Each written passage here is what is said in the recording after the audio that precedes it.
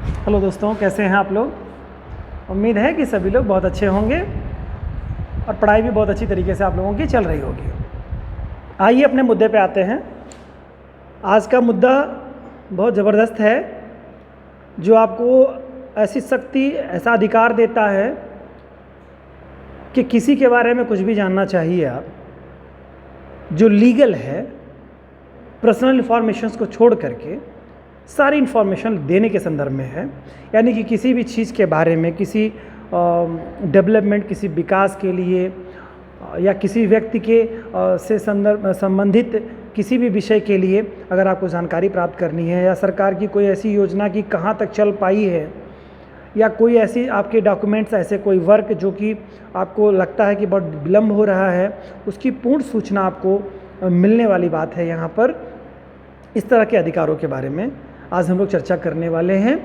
आज हम लोग एक फंडामेंटल राइट जो हम लोगों को मिला हुआ है, उसमें हम लोगों ने देखा है कि कुल 6 तरह के हमको फंडामेंटल राइट्स वर्तमान समय में प्राप्त है।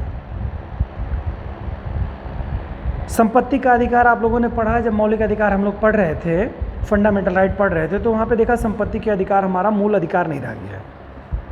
लेकिन अगर हम देखें तो जैसे हमारे 6 मूल अधिकार प्राप्त हैं, उसी तरह से एक सूचना का अधिकार भी एक मूल अधिकार के जैसा ही हमको प्राप्त है। यानी कि कोई भी सूचना, कोई भी इंफॉर्मेशन पाने का हमारा अधिकार है। आज हम लोग इसी बात पर चर्चा करेंगे। इससे क्या फ़ायदा होने वाला है, इसके औचित्य, इसका क्या औचित्य है, इसके होने ना होने से क्या फ़र्क पड़ने वाला है, या इसके आ जाने से भारत में क्या परिवर्तन आए हैं। ऐसे तमाम सारे पहलुओं पर हम लोग चर्चा करने वाले हैं। तो देखिए, कोई सूचना का जो अधिकार है वो आपको यह बताता है कि एक तो आपको वर्तमान स्थिति किसी चीज़ के बारे में पता चलती है, कि वर्तमान किसी योजना की, किसी व्यक्ति के वर्क, आपके जो पर्सनल वर्क हैं, उनके कार्यों की प्रगति की स्थिति का पता चलता है। दूसरा, एक जो सबसे बेहतर स्थिति बनती है कि जो कर्मचारी या जो संस्थाएं किसी कार्य में संलिप्त हैं, उस कार्य में उनकी पारदर्शिता कितने प्रतिशत है। अगर उनकी पारदर्शिता बेहतर नहीं होगी तो आरटीआई के द्वारा मांगी गई सूचना के आधार पर उनको जो एक्चुअल स्थिति होगी वही देनी होगी, और वहाँ पर अगर बेहतर आप परफॉर्मेंस को नहीं रखेंगे तो फिर आपको जवाब के दायरे में आना होगा, और जवाब के दायरे में अगर आप अवैध पाए जाते हैं, गलत पाए जाते हैं, तो आपके खिलाफ वैधानिक कार्रवाई होगी। तो एक तरह से कहिए, आदमी को या कार्यालयों के जो करप्शंस में डूबे हुए बाबू से लेकर अधिकारी तक के जो वर्ग के लोग होते हैं, उनको भी एक डर से ही स्थिति बनी हुई है। तो ये आरटीआई के द्वारा पता चल जाता है चीज़ों को कि इनकी क्या वर्तमान लोकेशन है और वास्तविक स्थिति क्या है। तो एक तरह से कहिए कि एक व्यक्ति को सक्षम बनाता है, जागरूक बनाता है, एक सभ्य समाज के निर्माण में एक महती भूमिका अदा करता है। राइट टू इंफॉर्मेशन, सूचना का अधिकार। अब सूचना का अधिकार सबसे पहले कहाँ आया, सूचना का अधिकार भारत में कैसे डेवलप हुआ, इन सब विषयों पे हम लोग चर्चा करने चल रहे हैं। और भारत में सूचना का अधिकार अधिनियम क्या, इसके पहले 2005 जो एग्ज़ाम में देखिए एक एक बिंदु आपसे छोटे छोटे एग्जाम्स में पूछता है बच्चों, बड़े एग्जाम्स में भी कुछ चीज़ें इसमें से पूछेंगे आपको, ठीक है। ये आपको टिप्पणी के में भी आ सकता है आपको लिखने के लिए, तो इस पर भी आप थोड़ा सा ध्यान रखेंगे कैसे आएगा। इस पे देखते हैं, सूचना की अधिकार की जो मांग हुई भारतवर्ष में सबसे पहले, वह राजस्थान राज्य में शुरू होती है। वहाँ पर एक मजदूर संगठन है, मतलब था, वो मजदूर संगठन जो है मजदूर किसान शक्ति संगठन के नाम से 1990 के दशक में सबसे पहले सूचना के अधिकार की जो है मांग सबसे पहले वहाँ पे की गई, उनके द्वारा की गई 1990 के दशक में। संगठन जो था मजदूर किसान शक्ति संगठन के नाम से जाना जाता है। ये इसके द्वारा अरोड़ा राय जो हैं, इस संगठन की एक तरह से कहिए मेन लीड में जो थी, अरोड़ा राय की अगुवाई में प्रथम भ्रष्टाचार के भंडाफोड़ के लिए जन सुनवाई कार्यक्रम के रूप में इसकी शुरुआत होती है भारत में। तो यानी कि अगर कहा जाए कि सबसे पहला राज्य कौन सा था जहाँ पर इसके लिए जो मांग उठी, वो राजस्थान राज्य हमारा रहता है।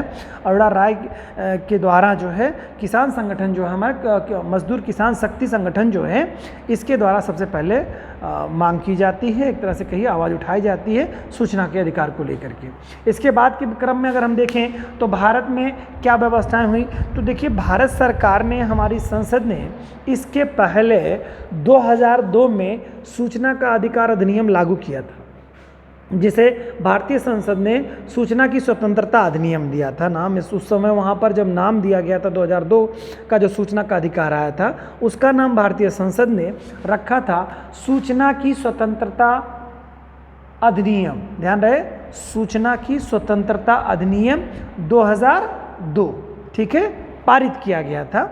लेकिन फाइनली ये क्रिया रूप में नहीं आया। कानून तो बन गया लेकिन कानून इम्प्लीमेंट नहीं हुआ, सरकारों ने इस पर इंटरेस्ट नहीं दिखाया। शायद सरकारें बदल गई तो उस पर इंटरेस्ट नहीं आया। फिर आगे चल कर के ये जो सूचना का अधिकार अधिनियम है, इसको और अपग्रेड किया गया और आधुनिक बनाया गया, मॉडर्न किया गया, या कहीं इसमें कुछ और तथ्यों को जोड़ करके 2005 में सूचना का अधिकार अधिनियम के नाम से लाया गया, जो कि पहले था सूचना की स्वतंत्रता अधिनियम, अब सूचना का अधिकार अधिनियम के नाम से ला दिया गया। सूचना की स्वतंत्रता अधिनियम 2002 है और सूचना का अधिकार अधिनियम 2005 है, ठीक है। तो 2005 में क्या किया गया, इसे जनवरी 2000 मतलब जो है देखिए इसके बारे में पहले पुराने वाले के बारे में चर्चा कर लें कि जो कि आपका सूचना की स्वतंत्रता अधिनियम 2002 है, यह कब पारित किया गया था, तो जनवरी 2003 में, 2002 में लागू हुआ था, तो जनवरी 2003 में इसे फाइनली लागू कर दिया, मतलब जो है राष्ट्रपति की स्वीकृति मिल जाती है। लेकिन इसे मतलब मैंने बताया अभी परिस्थिति ऐसी थी कि इसको लागू फिर नहीं किया गया। तो पूछ सकता है कभी कि लागू कब हुआ, तो ये तिथि मैं आपको इस नाते रिपीट करता हूँ कि सूचना की स्वतंत्रता अधिनियम 2002 जनवरी 2003 में लागू हुआ था। मतलब एक तरह से कहिए फाइनली बन गया था, कानून बन गया, लेकिन इसका इम्प्लीमेंट लागू नहीं हुआ, ठीक है, लागू नहीं किया गया। फिर इसके बाद सरकार बदलती है। सरकार बदलने के बाद में इस पर कुछ और सुधार किए जाते हैं, इसमें अमेंडमेंट किए जाते हैं और एक नया संसद में विधेयक लाया जाता है, कानून लाया जाता है, संशोधन नियम, जैसे सूचना का अधिकार अधिनियम 2005 के नाम से जाना जाता है, ठीक है। देखिए 2005 में मई महीने में एक नया सूचना का अधिकार अधिनियम संसद के सामने पारित किया जाता है, जिसे 15 जून को, ध्यान रहे, 15 जून 2005 को राष्ट्रपति की स्वीकृति मिल जाती है। ये कब मिलती है, ये तिथि इंपॉर्टेंट है बच्चों, ये तिथि एग्जाम में बार बार पूछता है। तो 15 जून 2005 को सूचना के अधिकार अधिनियम की जो है राष्ट्रपति के द्वारा स्वीकृति हो जाती है, यानी परमिशन मिल जाती है। और परमिशन मिलने के बाद में फिर क्या होता है, ये क्रिया रूप में अपने आ जाता है, ठीक है। और 12 अक्टूबर 2005 को यह अधिनियम पूरे भारतवर्ष में लागू होता है। तो पूछ सकता है कि सूचना का अधिकार अधिनियम भारत में लागू कब होता है, ठीक है। स्वीकृति मिलती है 15 जून 2005 को, ठीक है। 15 जून 2005 को इसको क्या मिलती है, स्वीकृति मिलती है। और ये फाइनली लागू कब होता है, 12 अक्टूबर 2005 को, ठीक है, अक्टूबर के महीने में लागू होता है। इसे लागू होते ही सूचना की स्वतंत्रता अधिनियम 2002 स्वतः ही निरस्त हो जाता है। इसके बाद उसको निरस्त कर दिया जाता है, ठीक है। स्वतंत्रता जो अधिनियम आपका था, स्वतंत्रता अधिनियम एक तरह से कहिए या सूचना की स्वतंत्रता अधिनियम 2002 समाप्त हो जाता है। और इस अधिनियम के तहत क्या बातें बताई गई ये देखते हैं। यह अधिनियम RTI 2005 के अनुच्छेद 2J, ये J है आपका बच्चों, क्या बात बताइए, यह अधिनियम कौन सा अधिनियम, ये RTI का जो अधिनियम है, राइट टू इंफॉर्मेशन, ठीक है। यह अधिनियम, ये जो एक्ट है 2005 के अनुच्छेद 2J के अनुसार क्या कहा गया, सूचना के अधिकार का अर्थ पहुंच योग्य सूचना का जो किसी लोक प्राधिकारी द्वारा या उसके नियंत्रणाधीन धावित है, अधिकार अभिप्रेत है, इसमें निम्नलिखित अधिकार शामिल किए गए हैं। यानी कि कुल मिला के बात यह है आपको कि सूचना का अधिकार अधिनियम जो आपको लागू हुआ, इसमें क्या क्या बातें बताई गई, जैसा अभी हमने जिक्र किया आप लोगों से कि इसमें क्या क्या गूढ़ता है। आखिर ये लागू हुआ, सूचना का अधिकार हमको मिल गया, तो इसमें हमें फ़ायदे क्या हैं, एक तरह से हम क्या क्या लाभ ले सकते हैं, तो इसमें बताया गया वही। तो कार्यों, कोई कार्य किया गया है तो उसकी स्थिति के बारे में आप पूछ सकते हैं। तो पहला बिंदु इसमें क्या है, कार्यों की आप स्थिति का आकलन कर सकते हैं, जान सकते हैं। दस्तावेज, कोई भी दस्तावेज है, यानी कि कोई भी व्यक्ति है किसी तथ्य के आधार पर कोई चीज़ प्राप्त किया है, तो तथ्यों में क्या सत्यता है या असत्यता है, उसकी रिपोर्ट आप मांग करके देख सकते हैं। चीज़ों को, शासन को इसको सूचना प्रेषित कर सकते हैं। तो दस्तावेजों, अभिलेखों का निरीक्षण किया जा सकता है। ठीक है, क्या क्या किया जा सकता है, कार्यों, दस्तावेजों, अभिलेखों की क्या की जा सकती है, सत्यता की, प्रमाणिकता की जांच की जा सकती है। ठीक है, निरीक्षण किया जा सकता है। दूसरा है दस्तावेजों या अभिलेखों की प्रमाणित प्रतिलिपियां प्राप्त की जा सकती हैं, यानी कि कोई आपको दस्तावेज लेने हैं या अभिलेख लेने हैं, उनकी प्रमाणित प्रतियां अगर आपको प्राप्त करनी है तो भी आप सूचना के अधिकार के तहत उसे प्राप्त कर सकते हैं।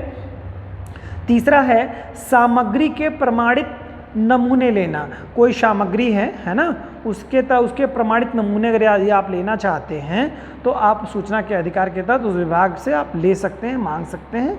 ठीक है, इसके अलावा यदि सूचना कंप्यूटर या अन्य तरीकों से रखी गई है, यानी कि कोई जैसे कार्यालय में गए तो आपको लिखित रूप से कोई सूचना न दे करके कंप्यूटर जनित आप कोई रिकॉर्ड लेना चाहते हैं, यानी कि कोई डीवीडी है ना, कोई सीडी है, इस तरह की अगर कोई सूचना है उसको आप लेना चाहते हैं अपने पास, उसको आपको अपनी ज़रूरत के लिए, अपने उपयोग के लिए कहीं आप लगाना चाहते हैं उसको लिए, तो उसके लिए कंडीशन क्या बताई गई है, यदि सूचना कंप्यूटर एवं अन्य तरीकों से रखी गई है तो disc, floppy, tape, video cassette या अन्य इलेक्ट्रॉनिक माध्यम या प्रिंट आउट के रूप में सूचना प्राप्त करना आपका अधिकार इसके दायरे के अंतर्गत आएगा। यानी कि आप उससे क्या मांग सकते हैं, डिस्क मांग सकते हैं, उनकी फ्लॉपी मांग सकते हैं, वो दे सकते हैं, जैसा वो अपनी सुरक्षा मतलब अपना उनका गाइडलाइन होगा उसके आधार पर वो करेंगे।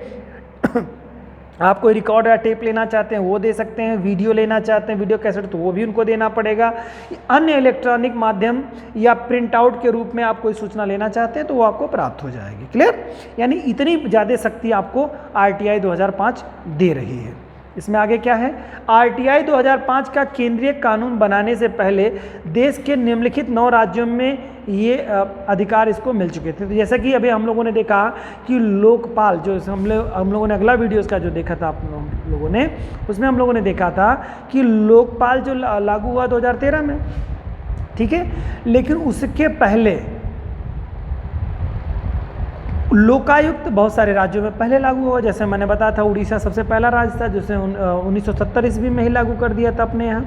ठीक है, लेकिन फाइनली वो उसका कार्यालय क्रिया रूप में नहीं आ पाता है, 83 में आता है वो। फिर उसके बाद 1971 में आपने देखा महाराष्ट्र लागू करने वाला है। तो ये सब क्या थे, ये आपका लोकपाल अधिनियम आने से पहले वाले लोकायुक्त के पद राज्यों में सृजित कर दिए गए थे। समझ रहे हैं बात को, कार्यालय उनके स्टडीज वर्क कर रहे थे पहले से।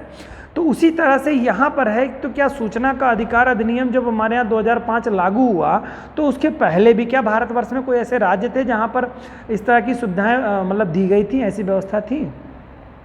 आइए उसके बारे में देखते हैं कि कैसे कैसे था, कौन कौन से राज्य हैं जहाँ पर ये चीज़ें हुई हैं। तो देखिए कुछ ऐसे राज्य हैं जो कि आरटीआई 2005 के लागू होने से पहले भी उनके यहाँ ये व्यवस्थाएँ पहले से मौजूद थी कुछ राज्यों में। तो राज्य 1997 में अगर हम देखेंगे तो तमिलनाडु है और गोवा है। तो 97 में ये 2 स्टेट आपके रहे हैं जहां पर आरटीआई लागू इन राज्यों में पहले से था।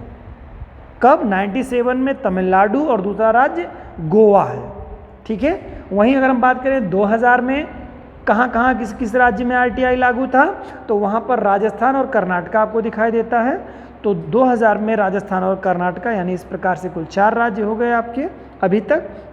और 2001 में अगर देखेंगे तो दिल्ली अपने यहाँ आरटीआई लागू करता अपने राज्य में, और 2002 में महाराष्ट्र और असम, महाराष्ट्र और असम 2002 में, और 2003 में मध्य प्रदेश है बच्चों, और 2004 में जम्मू एंड कश्मीर। ये आपके जो राज्य हैं जिन्होंने आरटीआई 2005 के लागू होने से पहले ही अपने यहाँ क्या कर रखा है, आरटीआई पहले यहाँ अपने राज्य स्तर पे लागू कर रखा है। फिर से एक बार देख लीजिए इस चीज़ को। 97 में आपका तमिलनाडु था, गोवा था, और 2000 में राजस्थान था आपका और कर्नाटका था, 2001 में दिल्ली था, 2002 में महाराष्ट्र एंड असम थे, और 2003 में मध्य प्रदेश था, और 2004 में जम्मू एंड कश्मीर था। ये पहले से, तो कुल टोटल आपके राज्यों की संख्या अगर आप देखेंगे तो आपको मिलेगा लगभग 11 राज्य आपके हो जा रहे हैं। 2, 2, 4, 2, 6, 2, 8, 1, 9 स्टेट आपके थे। अरे सॉरी, हम लोगों ने तो पहले से देख रखा है इसको कि 9 स्टेट है, तो ये 9 आपके स्टेट पहले से थे। ये 9 राज्यों में आरटीआई आप लोगों का पहले से लागू था, ठीक है। तो ये तथ्य आपको बिल्कुल याद होने चाहिए। और इसमें क्या, इसमें जो आरटीआई में प्रावधान क्या क्या किए गए, इन बिंदुओं पे हम लोग थोड़ी चर्चा कर लेते हैं कि इसमें एक्चुअल में क्या बात बताई गई है, इसके बारे में देखते हैं। प्रावधान क्या है, कानून में क्या क्या बातें हैं। तो देखिए, नागरिकों द्वारा मांगी जाने वाली सूचनाएं, जैसे अगर नागरिक कोई सूचना मांग रहा है तो उसमें बारे में क्या है, जाने वाली सूचनाएं आवेदन के 30 दिन के भीतर, ठीक है। जैसे आपको कोई सूचना लेनी है बच्चों, तो उसके 30 डेज के अंदर क्या करना है, भीतर सूचना अधिकारी द्वारा उपलब्ध कराई जाएगी। यानी कि अगर आप कोई सूचना मांगते हैं तो 30 दिनों के अंदर सूचना अधिकारी के द्वारा मांगी जाएगी। लेकिन ये सबके लिए नहीं, कंडीशन अभी आगे बदलेगी, लेकिन ये अधिकतम 30 दिनों से ज़्यादा वो समय नहीं ले सकते हैं, ठीक है। तो अधिकारी द्वारा उपलब्ध कराई जाएगी यदि सूचना किसी व्यक्ति के जीवन या स्वतंत्रता से संबंधित है। यदि कोई सूचना किसी व्यक्ति के जीवन या स्वतंत्रता से संबंधित है तो उसे आवेदन के 48 घंटे के अंदर या भीतर प्राप्त की जाएंगी या प्राप्त करानी होंगी, ठीक है। अगर व्यक्ति के जीवन और या उसकी स्वतंत्रता से रिलेटेड कोई सूचना अगर मांग रहा है कोई व्यक्ति किसी कार्यालय से, तो 48 घंटों के अंदर उनको सूचना देनी आवश्यक है, मस्ट है।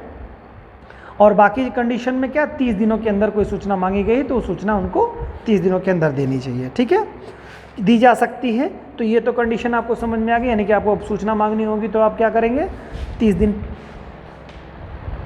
के अंदर उनको सूचना देनी होगी जो भी सूचना मांगनी है। लेकिन अगर आपकी कहीं स्वतंत्रता से जुड़ी हुई है या जीवन से जुड़ी हुई कोई महत्वपूर्ण घटना है तो उसके लिए उनको 48 घंटे के अंदर वो सूचना अधिकारी जो होंगे उस कार्यालय से संबंधित उस विभाग के, वो आपको सूचना उपलब्ध कराएंगे, ठीक है। आगे क्या है, और आवेदन का तरीका क्या होगा, तो भाई देखिए 10 रुपये का शुल्क देना होता है, 10 रुपये का शुल्क। अब 10 रुपये का शुल्क आप डायरेक्टली दे सकते हैं, यानी नगद रूप में दे सकते हैं, ड्राफ्ट के रूप में दे सकते हैं, या 10 रुपये का चेक भी दे सकते हैं काट के, है ना। तो आप इसके रूप में भी, मतलब आप किसी भी माध्यम से दे सकते हैं, सरकार फैसिलिटी देती है, ठीक है। तो ये आपके कुछ तरीके हैं कि जिनके साथ में यानी कि आप नगद दे सकते हैं, चेक दे सकते हैं, ड्राफ्ट दे सकते हैं। इनके माध्यमों से आप क्या कर सकते हैं, उनका एक फ़ीस होती है, यानी कि कोई भी सूचना मांगी जाएगी तो 10 रुपये में आपको उसका शुल्क देना होगा, ठीक है। आगे है, देना होगा। और साथ ही साथ ये साथ नियत प्राधिकारी के समक्ष आवेदन करना होगा। उसके अलावा और भी क्या चीज़ें हैं, प्रत्येक विभाग में एक से अधिक सूचना अधिकारी होंगे। मतलब इसमें इसी में ही 2005 के अधिनियम में ही लागू किया गया कि प्रत्येक विभाग के एक सूचना अधिकारी होगा, एक से अधिक सूचना अधिकारी होंगे। कोई ज़रूरी नहीं, विभाग बड़ा है तो उसमें सूचना अधिकारी भी ज़्यादा होंगे, तो एक से अधिक सूचना अधिकारी की व्यवस्था की जाएगी। एक तरह से कहिए एक नया पद सृजित कर दिया गया 2005 से, है ना। तो ये भी आप जानिए कि लोक सेवकों में या सरकारी कर्मचारियों का एक नया पद सृजित हो गया जो सूचना देने का स्पेशली कार्य करते हैं, ठीक है।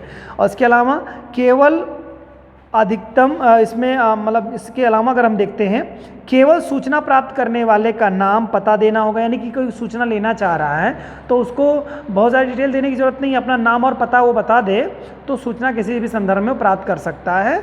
किसके बारे में लेना चाहता है तो वो कोई बहुत ज़्यादा ज़रूरी नहीं है कि किसके बारे में, लेकिन जो ले रहा है सूचना वह अपनी बात को बताए कि मैं व्यक्ति ये अपना नाम पता पूरी तरह से डिटेल दे और अपना 10 रुपये का शुल्क जमा करे, देन वो सूचना प्राप्त करने का हकदार हो जाएगा, ठीक है। तो उसके लिए कोई रोक नहीं कि कोई किसी की सूचना नहीं है, आपको मेरी सूचना, मुझे आपकी सूचना लेने का अधिकार है, ठीक है। अगर हम चाहते हैं तो नाम दिया जाएगा। और बिना कारण विलम्ब, अगर मान लो कोई जैसे अगर कर्मचारी हिला हवाली करता है, लापरवाही करता है, तो 250 रुपया प्रतिदिन के हिसाब से उस पर जुर्माना लगा दिया जाएगा। कितना? 250 रुपये। और यह जुर्माना किसी भी कंडीशन में 25,000 से ज़्यादा का नहीं होगा। ठीक है, कितना होगा? 25,000 से ज़्यादा का जुर्माना नहीं बनेगा। ठीक है, तो 25,000 तक का जुर्माना आप नहीं सोचना कोई अधिकारी दे रहा है तो उसके ऊपर आप लगा सकते हैं। तो ये आप लोगों के अवेयर होने का एक बेहतर माध्यम बना है। इसमें से मुझे लगता है कि आप लोग इसके बारे में समझेंगे कि कोई कर्मचारी है तो उसके खिलाफ भी आप कार्रवाई कर सकते हैं। ठीक है, इसके अलावा केंद्रीय सूचना आयुक्त तथा अन्य आयुक्तों की नियुक्ति किसके द्वारा की जाती है? बड़ा महत्वपूर्ण पद है, वेरी वेरी इंपॉर्टेंट पॉइंट है। कौन नियुक्त करता है CJI की नियुक्ति? ठीक है, सॉरी CIC की नियुक्ति। ठीक है, CIC सेंट्रल इंफॉर्मेशन कमीशन की नियुक्ति कौन करता है?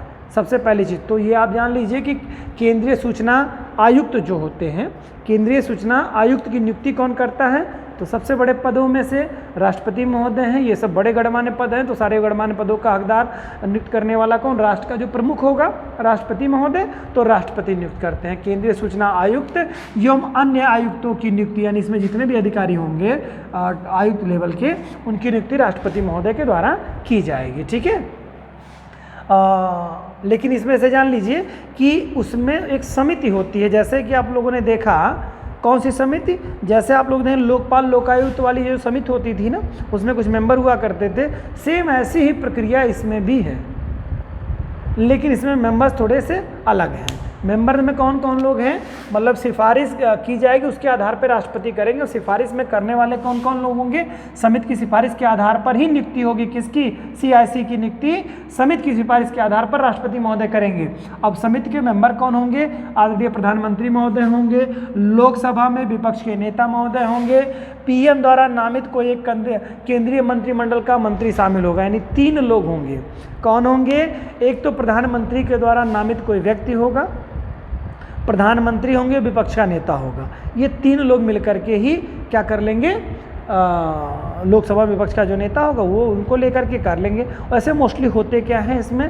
प्रधानमंत्री, गृह मंत्री और उसके बाद के विपक्ष के नेता, ये 3 लोग राय देते हैं, सलाह देते हैं, और उसी आधार पर जो है सूचना आयुक्त की नियुक्ति जो है राष्ट्रपति महोदय कर देते हैं। तो ये भी एग्जाम में क्वेश्चन पूछता है कि इसमें कौन मेंबर होते हैं, कौन मेंबर नहीं होते इनके चुनाव में। ठीक है, तो ये बात थी। इसके अलावा देखते हैं इनका जो कार्यकाल होता है बच्चों, तो जैसे चीफ जस्टिस का जो कार्यकाल होता है 65 वर्ष की आयु या 6 वर्ष वहाँ पे था सिस्टम की, अधिकतम कर सकते हैं। तो यहाँ पर क्या है? 65 वर्ष या 5 वर्ष। ठीक है, यहाँ पर ये थोड़ा सा डिफरेंस है, अंतर है कि 5 वर्ष की सेवा या तो वो पूरी कर लें, मतलब अपने पद पे CIC के पद पे रहते हुए 5 वर्ष का कार्यकाल पूरा कर लें, या 65 वर्ष की आयु। तो दोनों में से जो पहले पड़ेगा उसी आधार पर उनको रिटायरमेंट दे दिया जाएगा। ठीक है, तो आयु सीमा इनकी अधिकतम कितने वर्ष तक है? 65 वर्ष तक है। ठीक है, तो जब भी पद पे आएंगे और अधिकतम 5 वर्ष तक सेवा दे सकते हैं ये। तो इसके अलावा क्या है? CIC जो है भारत के जो पहले जो CIC रहे हैं, यानी कि सेंट्रल इंफॉर्मेशन कमीशन जो है, ये जो आपका गठित हुआ है, इसके जो कमिश्नर सबसे पहले रहे हैं वो क्या रहे? भारत के सबसे पहले CIC वजाहत हबीबुल्ला साहब थे। कौन थे?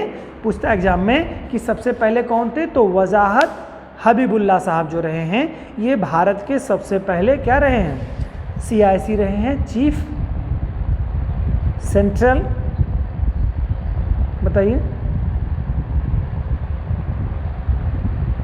Information commission.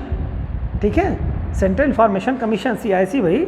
तो ये रहे हैं सबसे पहले जो हमारे रहे हैं वो वजाहत हबीबुल्ला साहब थे। और वर्तमान में कौन है हमारे?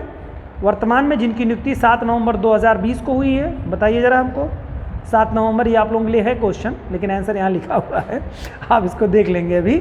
यशवर्धन कुमार सिन्हा साहब हैं। ठीक है, यशवर्धन कुमार सिन्हा हैं, जिनकी नियुक्ति 7 नवंबर 2020 को CIC के पद पर हुई है। ठीक है, इसके बारे में। तो ये चीज़ें थी कि वर्तमान और सबसे पहले और रिसेंटली करंट के कौन है। तो ये एग्जाम में क्वेश्चन ऐसे भी पूछ सकता है कि सेंट्रल इंफॉर्मेशन कमिश्नर जो इस समय कौन है, तो यशवर्धन कुमार सिन्हा साहब जी हैं, ठीक है। और सबसे पहले जो हैं कौन थे, तो वजाहत हबीबुल्ला साहब थे, ठीक है।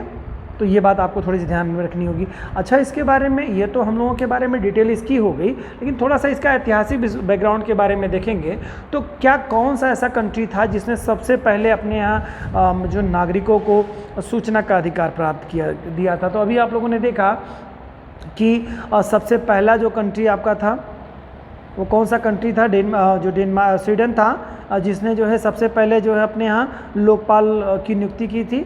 तो वही कंट्री आपका है, ठीक है, स्वीडन ही है, विश्व का पहला ऐसा देश है जिसने अपने नागरिकों को सूचना का अधिकार प्रदान किया था, ठीक है। लोकपाल, देखिए ये शब्द याद रखिएगा, इस देश को भी याद रखिएगा।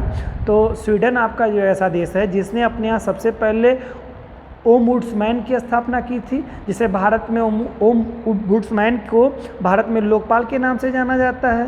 क्वेश्चन आपके लिए है, जिन लोगों ने पुराना वीडियो देखा है या जो नहीं देखा है, कि भारत में ओम्बुड्समैन को सबसे पहले किस लोकसभा सदस्य ने लोकपाल कह करके पुकारा था, या लोकपाल नाम किसने सबसे पहले दिया। तो आप लोग इसमें से आप लोगों के लिए है, अगर मन में आएगा तो कमेंट बॉक्स में लिख करके बताइएगा कि कौन से शख्स हैं वो, ठीक है। तो स्वीडन जो है सबसे पहला जो कंट्री है जिसने अपने नागरिकों को सूचना का अधिकार प्रदान किया था। और इसने क्या किया था, 1766 ईस्वी में प्रेस की स्वतंत्रता, वही बात हम लोगों ने वहाँ पे की थी। तो प्रेस की स्वतंत्रता के माध्यम से सबसे पहले जो है ये व्यवस्था की गई थी। तो काफ़ी कुछ आप लोगों ने इसके बारे में समझा होगा। तो सूचना का अधिकार कितना महत्वपूर्ण है आपको पता चल गया होगा। बहुत सारी चीज़ें आपको सरकार की ऐसी चीज़ें, सरकार की ऐसी पॉलिसी जो बीच में निर्माणाधीन होती हैं, जैसे बहुत सारी प्लानिंग ऐसे सरकार चलाती है, किन्हीं भी योजनाओं को, सैकड़ों अरबों योजनाएं चलती हैं, केंद्र और राज्य सरकार को मिला करके सैकड़ों योजनाएं चलती हैं।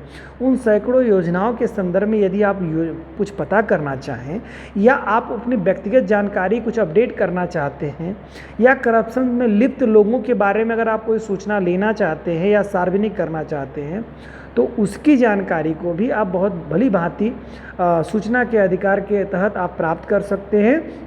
और सूचना के अधिकार के तहत प्राप्त करने के उपरांत देखिए, यदि आप लोगों ने इसको बारीकी से पढ़ा है और कोई व्यक्ति करप्ट है, तो सूचना का अधिकार अधिनियम के तहत अगर मान लो कोई व्यक्ति ऐसा है कि जो कि करप्शन में लिप्त है या वो गलत तरीके से किसी चीज़ को प्राप्त किया है, तो आप क्या कर सकते हैं कि जैसे लोकपाल का पद आपने देखा, लोकपाल क्या करते हैं कि सभी सिविल सेवकों को या राजनेताओं में खासतौर से मिनिस्टर्स या मुख्यमंत्री या प्रधानमंत्री तक के लोगों को भी जांच के दायरे में आते हैं। तो यदि आप चाहें सूचना के अधिकार के तहत आप उस इन्फॉर्मेशन ले सकते हैं और उसकी सूचना आप और भी जगहों पर प्रेषित कर सकते हैं, बता सकते हैं उस चीज़ को, तो वो करप्ट व्यक्ति पकड़ा जा सकता है।